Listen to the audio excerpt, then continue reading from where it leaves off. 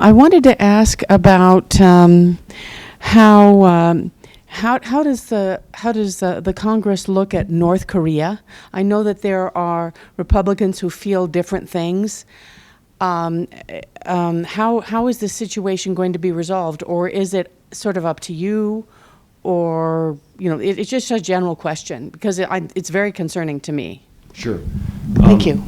Probably the best thing about the job that I have is every day I get an absolutely fascinating briefing from somebody. It may be on healthcare, it may be on taxes, it may be on the military. And soon after I started, we got a briefing from the chairman of the Joint Chiefs of Staff, the freshman class did, on threats to the United States. And he listed those threats in a very interesting way. China and Russia are major state threats to the United States. And North Korea and Iran are considered minor state threats. Not that they are minor threats, but they are minor states in the grand scheme of things.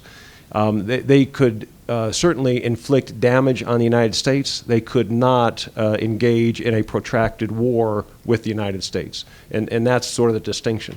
Then you've got non-state threats to the United States. And you've got Al-Qaeda, you've got ISIS, you've got various terrorist groups around the world.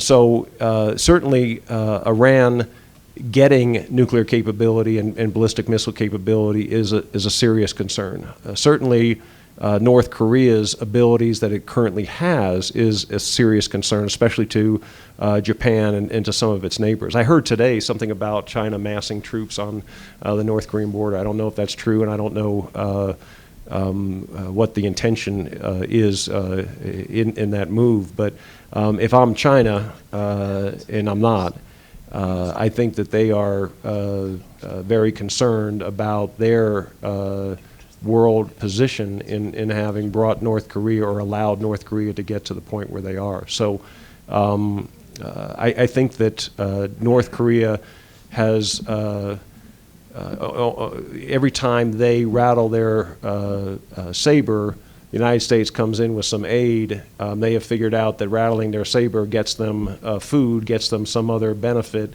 or some benefit from another country. I think we have a president now that is not going to. Oh yeah.